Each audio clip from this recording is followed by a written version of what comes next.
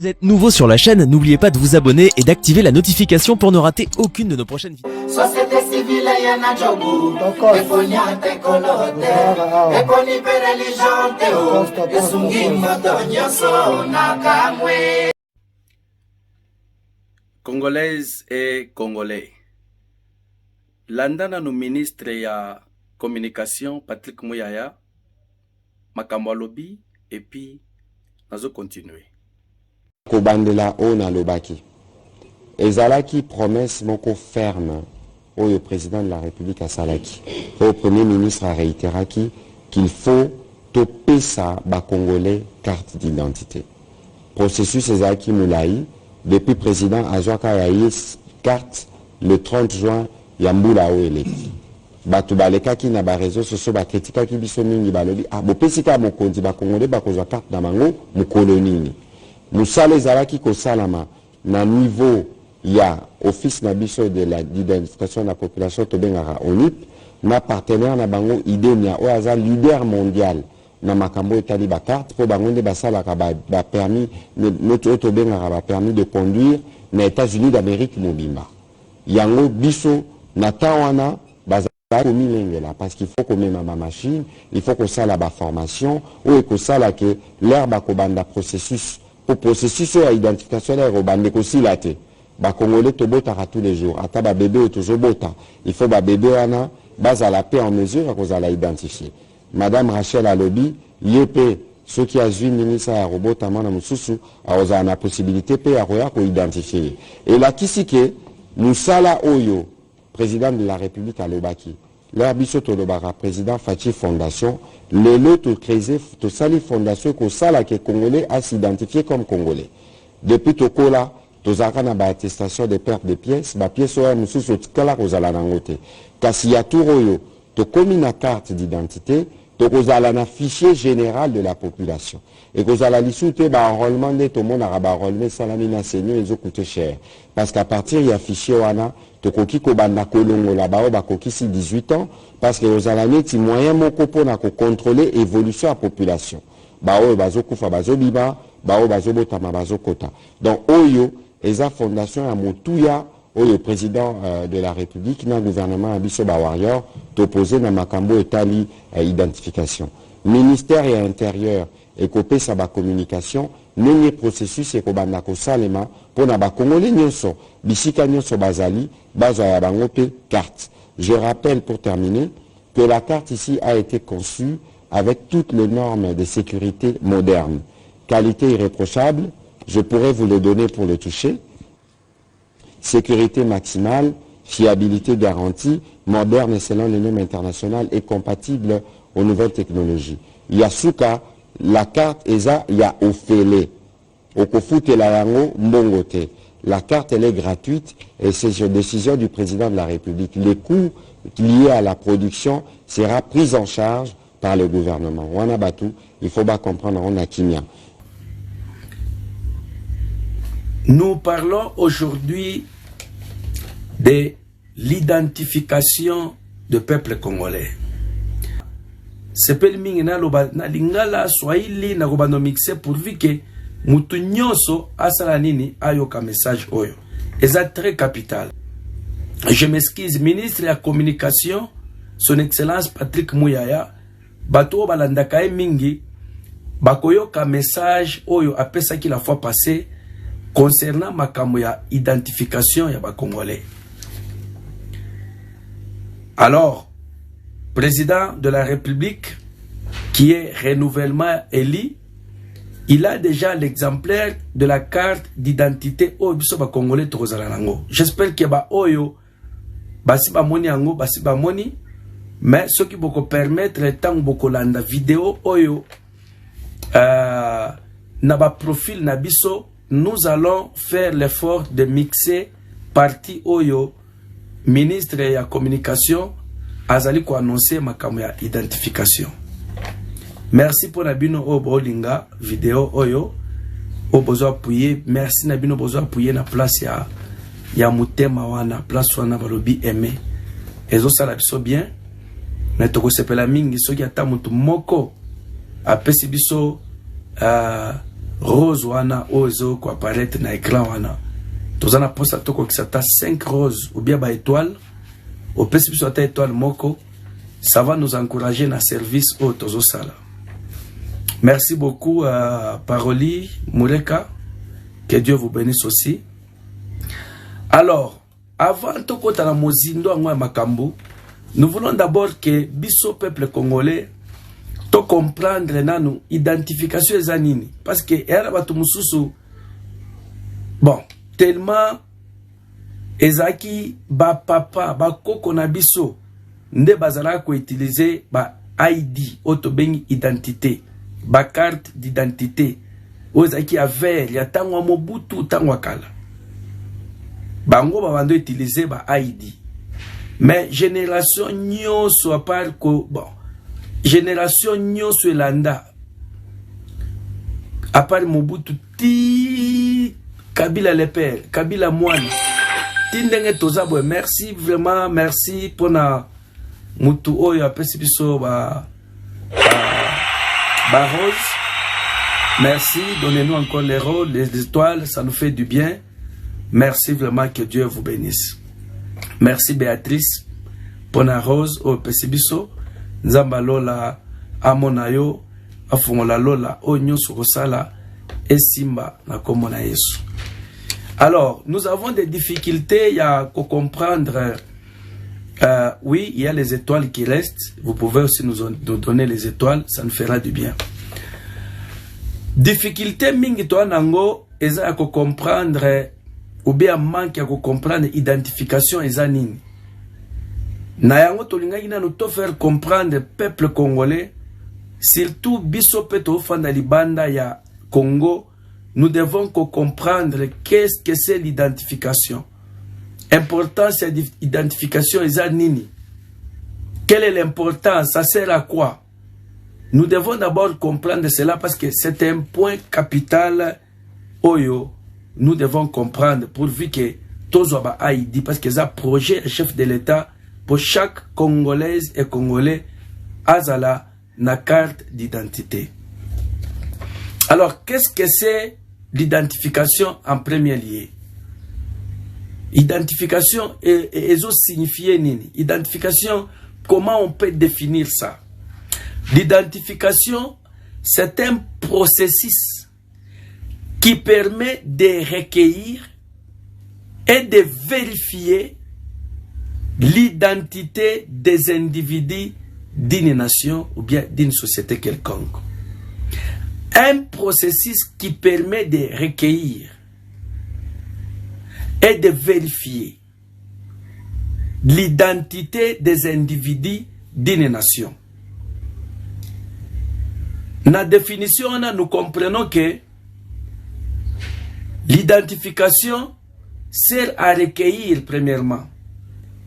Alors, pour que l'État a recueillir ba donné na yo, il faut yoza la volonté wana ya ko se faire enregistrer tant bazo sengake to sa enregistrer ou bien to sa la ba application ya identification pour l'État ye ba yo pour lobby oza la qualifier ozo ID. L'identification ça sert d'abord à recueillir, c'est-à-dire biso ba peuple photo les na volonté wana ya ko kende ko se faire identifier.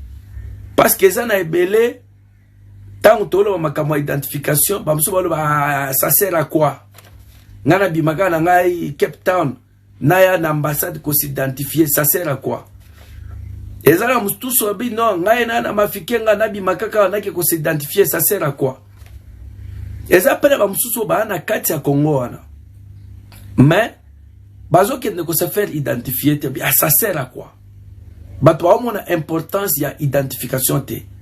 Or que l'identification est importante pour une nation, pour un peuple, pour un individu.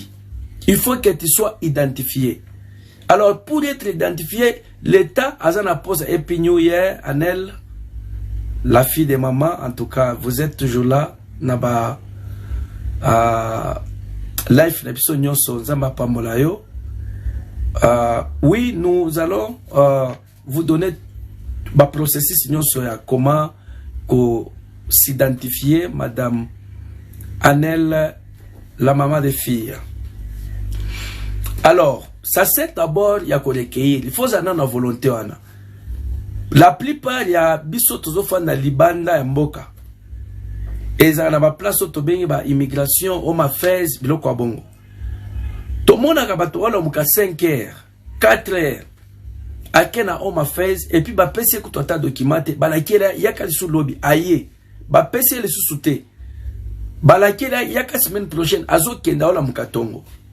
Pona mukanda ya refuge ya mboka moko boye. Mais pour ce qui concerne l'identification, il y a mboka na yo, baye bayo, il y a la plupart des Congolais, bazo ka musabiso na ba question bazo poser na ba vidéo récente to salaki, il y a koloba ete identification ça sert à quoi? Ngala bimana ngai kaka dirban na ya ko s'identifier, ça va me servir à quoi? Ce qui n'a s'identifier. Deuxièmement, l'identification, la définition, tu comprends que ça sert à vérifier. Donc, tant bozo qui ne peut ça va donner la bino. Par exemple, en Afrique du Sud, ça se fait à l'ambassade, à Pretoria.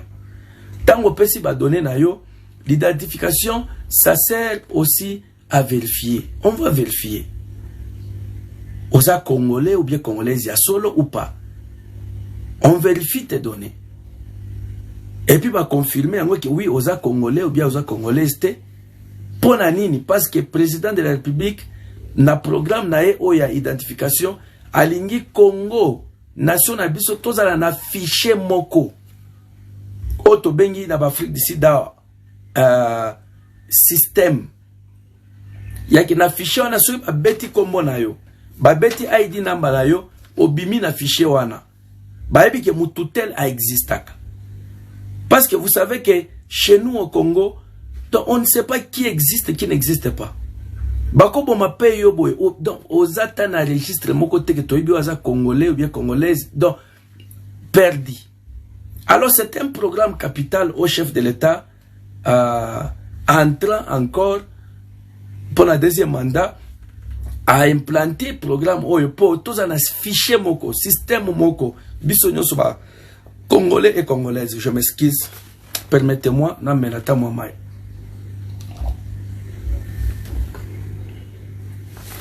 Annie, you are welcome. Alors, pour tous les fichiers, pour vérifier, biso vérification de servir, il y a qu'on contrôler, qu'on s'assurer que muto ba donner pesi, eza solo. Na ngo boko mona na fiche wana ya ko remplir l'identification bazo senga osoko zo fanda ka libanda bazo senga na numéro ya mutu waza na Congo na kombo na ye po anera ko benga po baye baso za congolais ou bien congolaise ya solo na adresse bazo senga bakoleka po baye ba mutu tel existaka ou pas.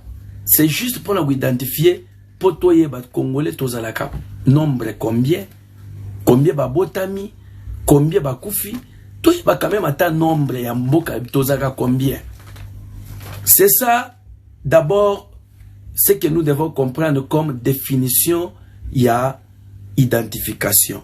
Et ça processus où ils allaient permettre de recueillir, de vérifier l'identité à nini, il y a ba individu, il y a batu, il y a mboka moko boy ou bien la société moko boy. Alors, quelle est l'importance ou bien à quoi sert l'identification? Importance et identification, bien, ça sert à quoi? Ne pas poser une question, mais ça sert à quoi cette identification?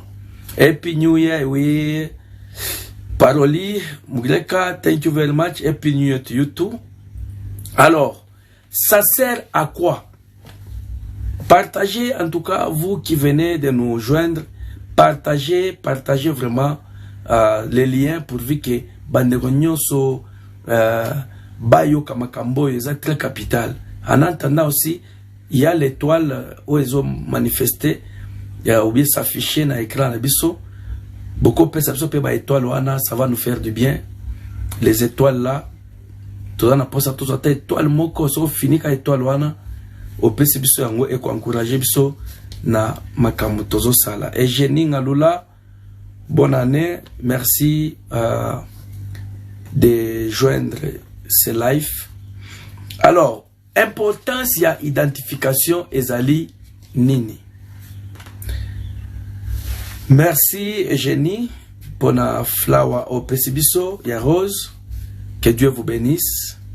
Mais il y a l'étoile là que nous voulons aussi recevoir. Il y a l'étoile que nous voulons recevoir. Importance ou bien l'identification et au servir na nini. Réponse à liboso na nuna gopesa pour la identification et au servir na nini. Pour la bato ba otuna. La plupart on va poser la question. À quoi sert l'identification? Et réponse à liboso na gopesa. L'identification et ça nous servir. Il y a quoi éviter infiltration. Congo na biso tozana ba infiltrer belé.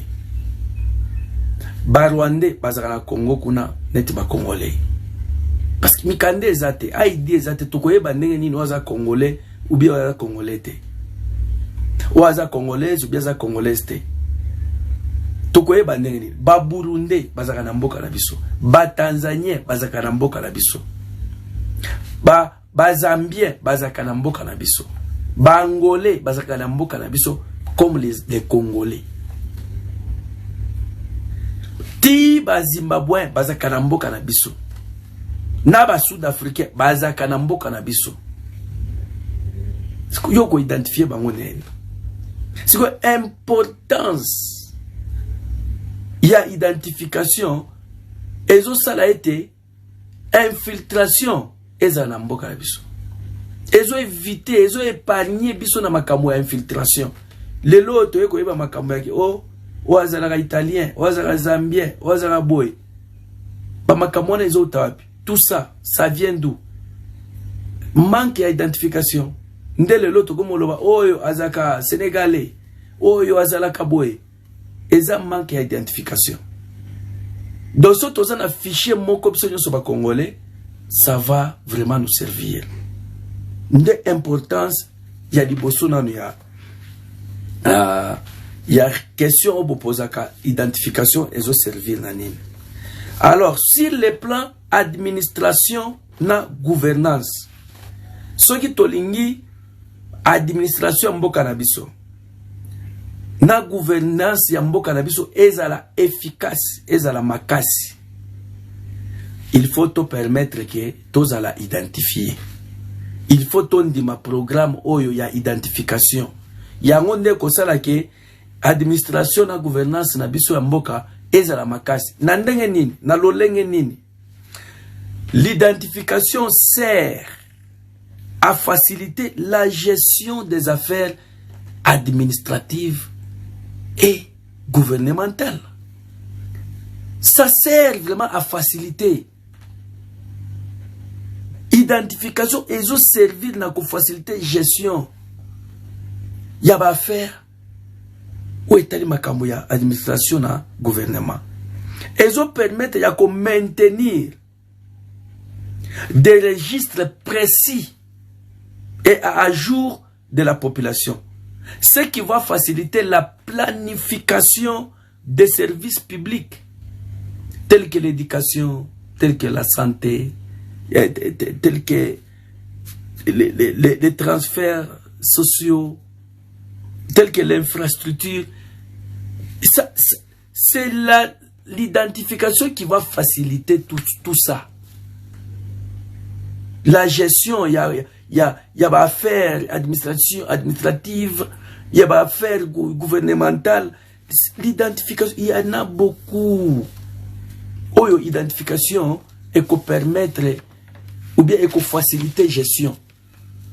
Et qu'on faciliter gestion que oui, ba Congolais baza autant. Ndenge to na gratuité boye, c'est-à-dire bana na mboka oyo bazaka autant. Tozaka autant de nombre. Pour la santé, ndenge ba oninga basala pe gratuité à santé. Et qu'on permettre la gestion ya koyeba que oui, voilà, tozaka nombre autant, bana ba botami baza autant. Donc il faut bakisi bakisama na ba hôpitaux publics, il faut boyna boye gestion. Ça va aider. Merci beaucoup Eugénie Ngalula. Alors, bien-aimés mes frères congolais et congolaises. L'identification sur le deuxième plan que je vais donner le plan, il y a exercice des droits et des devoirs. Identification est capitale. Et c'est capital pour Nanini, parce que l'identification légale est souvent requise pour exercer certains droits et devoirs civiques, tels que les droits de voter, l'accès aux services sociaux, les transactions financières, l'ouverture des comptes, l'obtention des permis de conduire. Et il y en a beaucoup. C'est l'identification qui va permettre cela. Et qu'on peut se battre droit. Namakamumoko boye. Il y a qu'obtenir net permis de conduire. L'identification qu'on peut se battre droit, il y a qu'exercer. Ba devoir, il y a bon moto na yo. Il y a qu'au voter. Il y a qu'au sala makamwe belé. Il y a qu'au investir na mboka na biso. Il y a qu'au sala makamwe belé, zebele. C'est l'identification qui va permettre cela. Ça permet la garantie de l'intégrité et de la sécurité nationale. L'identification est très capitale. Ça sert à beaucoup de choses. Sur le plan sécurité et lutte contre la fraude, l'identification renforce la sécurité et combat la fraude. L'identification combat les activités criminelles. Si tout le peuple est identifié et on connaît chacun d'entre nous, ce crime, c'est par l'identification qu'on peut les connaître, par les fingerprints par exemple. Mutabomi mutubaye basali fingerprint baibike voilà fingerprint oyo ezaya mutu tel. Ça va permettre vraiment de diminuer le crime dans mboka na biso. S'il vous plaît, Bandeko, c'est trop capital, c'est très nécessaire. Parce que carte d'identité, au kocha musapi, bakoza ba empreinte na yo. Ndenge ochaka ba empreinte misapi na makambo ya carte d'électeur. Au kocha misapi, ekotika na ba fichier. Criminel moko boye, abomi asali boye, il sera arrêté par les fingerprints. Identification est capitale parce que ils ont garanti l'intégrité, la sécurité ya mboka na biso Congo. Alors, sur le plan planification sociale et économique, l'identification, ça sert à fournir les données démographiques précises et fiables qui peuvent être utilisées pour la planification socio-économique. Donc, Bandeko, identification est la capitale. Et ça programme oyo biso nyoso tochango na mutema pourvu que mutuna mutu azala identifié. Surtout batu oyo les Congolaises et Congolais o bafandi libanda mboka. Cherche à ce que s'identifier. Mwana, papa, bango nyoso, il faut bazala identifier. Nous y arrivons. L'identification n'a plan autonomie, planification sociale et économique. Ça nous sert à l'élaboration des politiques publiques, à l'allocation des ressources, à la mise en œuvre des programmes sociaux. Donc, ce qui peuple a identifié, ça va permettre que le gouvernement n'a pas programme nyoso bazo sala. Ba ozana précision ya ki awa tozana ba totan. Si nous voulons faire la gratuité, tala bato tona ba parce que ba 80 millions ba toza 80 millions congolais et tout ça qui avait compté, qui avait estimation. Ils ont estimé kaka. Mais cette fois-ci, nous ne voulons pas marcher dans l'estimation. C'est ce que le président de la République veut. Que mboka na biso tous à l'identifier, tous à la estimation que tous à autant, tous à 80 millions, tous à 120 millions. Bamsou tous à autant. Bon, Togoye baisa combien? Alors l'identification nous aide à connaître les nombres précis et d'établir des programmes précis pour un peuple, pour ce qui concerne les services sociaux. Il faut d'abord connaître que ata fait en sala. Il faut y avoir invité na ba combien. Pour y avoir biloko ya kosomba pe ozala combien. Il faut y avoir tant ba planifier ka fête yo mondo yebi que j'ai invité autant de personnes. Ça te permet maintenant que ça la calcule bien, que ça la budget bien. Alors l'identification va permettre à notre pays pour makambo salanini et kenele bosso. Et génie ngalula en tout cas aidinde yango faut kwambaka jamalu. Alors sur le plan accès aux services et inclusivité. Accès aux services parce que il y a des services mususu moyen osalango te moyen osalango ezate parce que oza identifié te ta net loi chaniwana ezo yake mutakoko ko koma mokonzi mboka te sukaza de père et de mère te ezala pas service mususu pour salango na Congo il faut oza la congolais à solo il faut la identifier yana misala mususu neti la Afrique sida misala o bato basala ya kombola banzela banini ezaka ba sud-africain yo congolais to umela o ko frauder te ba goyeba ka oza d'origine congolaise congolais. Donc salut Rachel, merci beaucoup. Sur les plans accès aux services et inclusivité, l'ID ou bien l'identification est souvent nécessaire pour accéder à un large éventuel des services essentiels tels que les services de protection sociale. Yo lingo comme policier, yo lingo comme garde présidentielle, yo lingo comme militaire. Donc dans les vies de Gabo ba recruter yo té, il faut l'identifier koyeba parce que là mutum so umela na Congo za Rwandais infiltré. Batindi biro ba jeune moko boye na Congo o biso to ba volontaire to ling tout ça la formation militaire. Nzoka bo ça la formation militaire pour boye ba plan nyonso mboka. Alors l'identification est capitale. Pour na ko identifier batu oyo bazo kota la ba service ya protection sociale ya mboka na biso. Ya santé, ya éducation. Oui, il faut toye ba batu ni ba otangisa biso, batu ni ba soigner biso. Okozo lo tangi na Congo comme docteur. Oui, tu es docteur, mais infiltré, rwandais.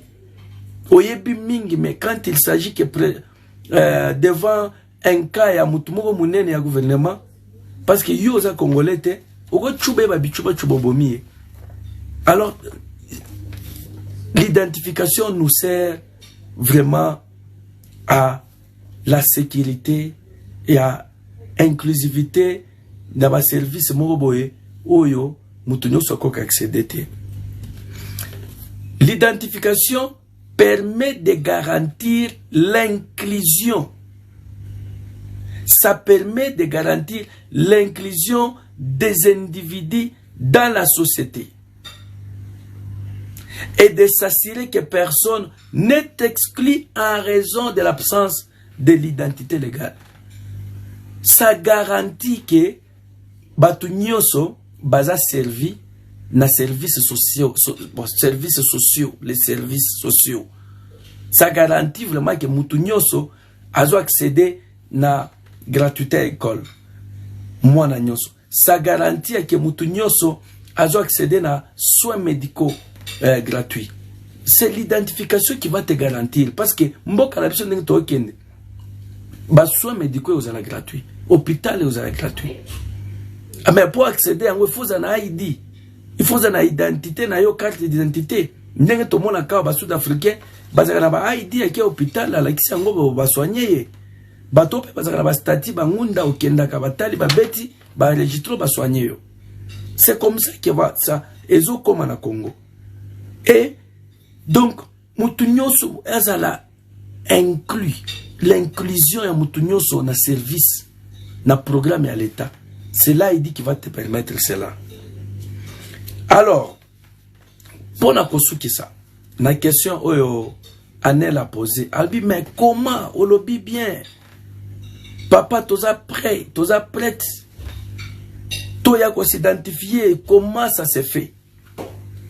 Pour s'identifier, biso o pour message o ming na bato ba en Afrique du Sud. Bato ba na pays Liban na mboka Congo na ba mboka na bino o bo na la Belgique, France, bo na en dehors ya Congo. Vous devez vous dépêcher na kokende na ba ambassade na bino. Et respective ya ba pays o bo fandi. Boke na ambassade ok ko se faire identifier o kokende kuna o neti a ok na Pretoria o sengi ke naza besoin ya kusala application de la demande de carte consulaire. En Afrique du Sud, on commence d'abord à identifier Batu à partir de l'ambassade na kosomba carte consulaire. Ce qui obtenir carte consulaire na yo, ndeko garantir yo ki oza congolais ou congolaise. Qui doit acheter cette carte consulaire? Celui qui obtient l'ancien passeport. Tu as la copie de l'ancien passeport, tu as ta carte d'électeur, tu as l'attestation de naissance. Pour na bato ngunda, ozakala ngunda, ozakala stati na yo, bo benganga. Vous allez nous appeler. Vous n'êtes pas expliqué, toko identifier binote, mais bo benga. Na 071 022 25 62. Je répète pour na bao bao comment 071 022 25 62. Je le répète encore 071 022 25 62. Wana nde numéro boko kobenga biso bino bofandi musika bozalaka Cape Town. Yes, Anel, c'est ça le numéro. Merci vraiment. Yo penda oza très intelligente, très sage. Je crois dans la classe ozaika première. Ça se voit. Merci de nous avoir aidé. Nengo poster numéro batutu bakozwango na ba commentaire. Mais sinon, cette vidéo sera postée na profil na biso. Toko bakisa ba détail. Il y a oyo, par exemple, ba numéro oyo tozo pesa. Ça sera affiché na écran. 071 022 25 62. Exactement, c'est ça le numéro. Contactez-nous pour te faciliter Binopé application. Nous pouvons vous faciliter l'application na nengata musika. Donc 2 photos passeport et 5000 P. Alors nous pouvons vous faciliter. Bamsou Batouni, prix à carte consulaire les a combien? Fachi Béton a été au deuxième mandat.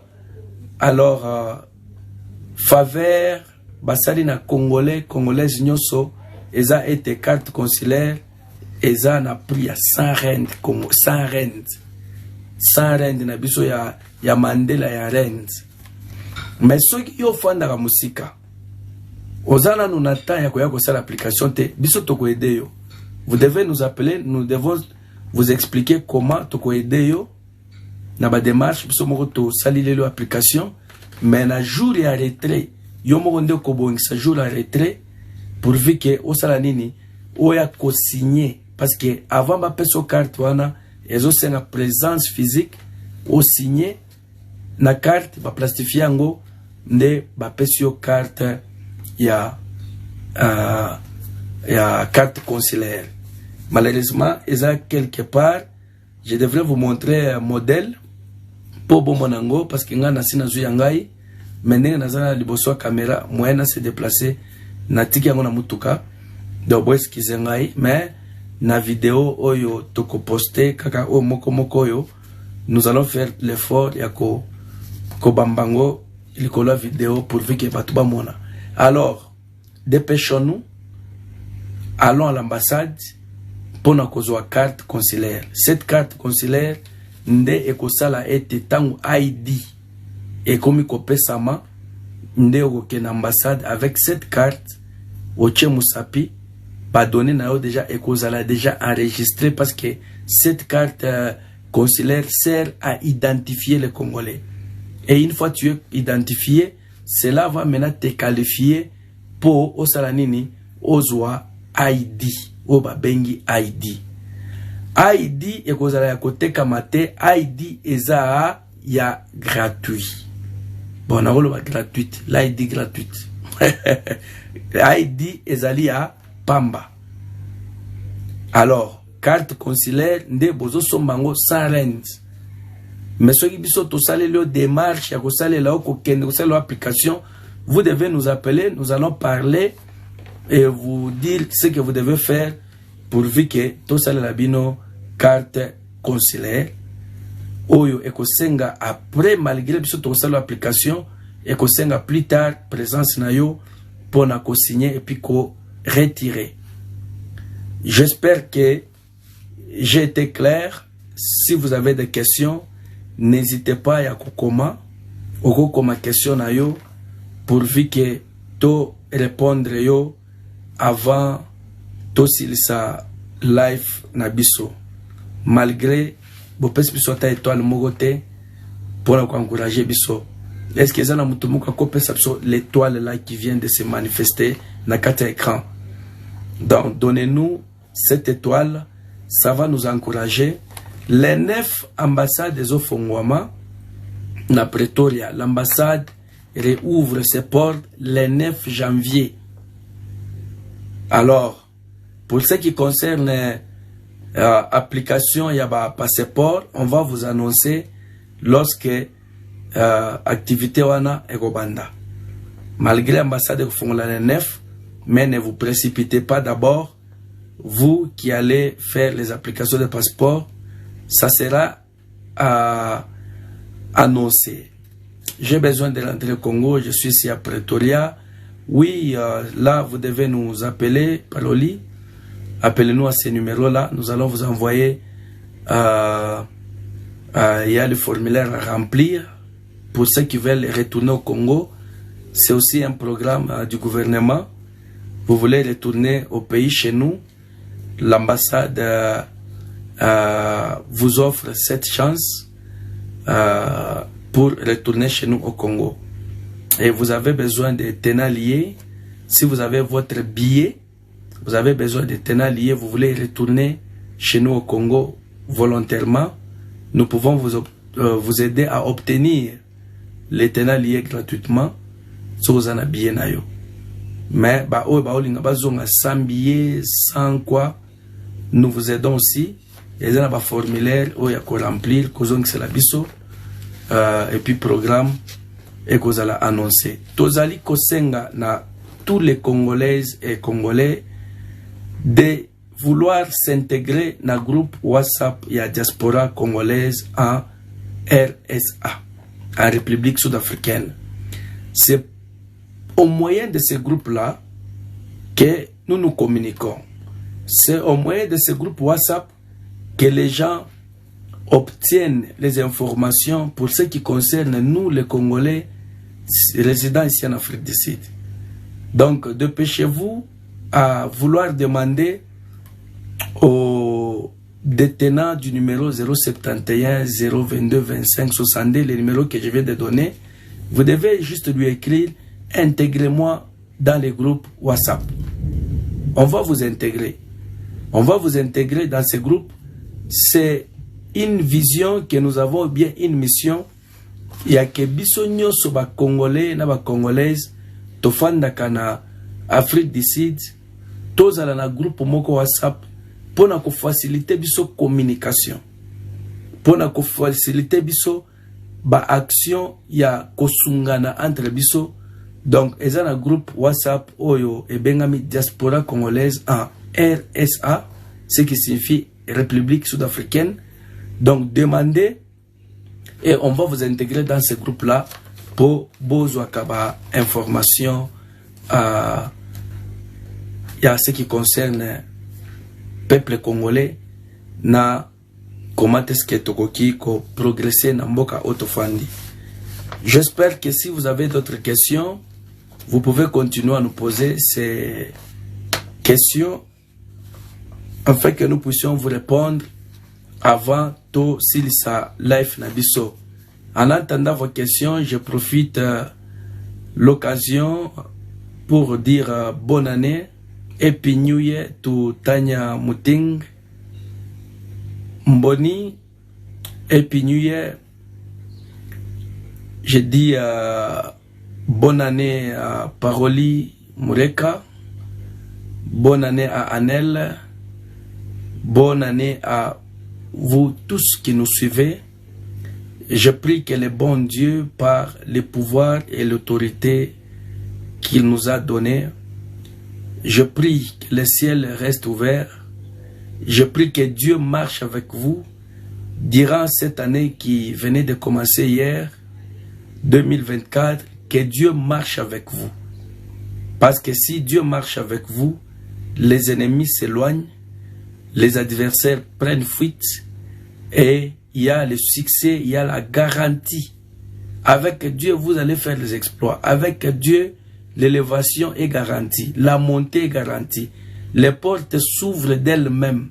Souvenez-vous que Paul et Silas dans la prison, dans l'adoration, dans la louange, les chaînes avec lesquelles ils étaient cloués ou bien liés, ces chaînes-là ont tombé. Les portes de la prison se sont ouvertes automatiquement à cause de la présence de Dieu. Donc, marcher avec Dieu, que ce soit dans les mariages, c'est la garantie de vos enfants, que ce soit au service, c'est la garantie de ton travail, la protection. Donc, la seule chose que vous pouvez désirer durant cette année 2024, c'est de marcher avec la présence de Dieu, de marcher avec Dieu, de chercher sa face. La présence que je parle, c'est la présence permanente de Dieu. Dans tout ce que vous faites, que Dieu soit à vos côtés. Vous voulez dormir, que Dieu soit là. Vous voulez manger, invoque Dieu. Prie, appelle Dieu tout le temps. Cherche Dieu tout le temps. Au travail, médite, prie Dieu, sois avec moi. Parce qu'avec Dieu, bien-aimé dans le Seigneur, en tout cas, échec est raté. Échec est raté. Anel, la maman des filles, en tout cas, merci, vous qui avez suivi cette vidéo avec patience, avec amour. Nous vous disons merci parce que sans vous, Tokogosa la life, biso mon côté. Alors, vous êtes vraiment très important, nécessaire et bien aimé de nos parts, de notre part. Que Dieu vraiment se souvienne de vous. Merci d'avoir suivi. À moins que vous avez des questions à poser, là, je peux rester. Mais s'il n'y a pas de questions, je préfère bien vous quitter en vous souhaitant de bonnes choses, vous souhaitant le succès. Je vous souhaite toutes les bonnes choses que vous désirez na année 2024. Zamba Pambola Bino. Donc, Tomba Kaja, Fachi Béton, toujours les programmes d'avancement et les programmes d'amélioration ya social, ya ba Congolais, na ba Congolaises. Bonne année 2024.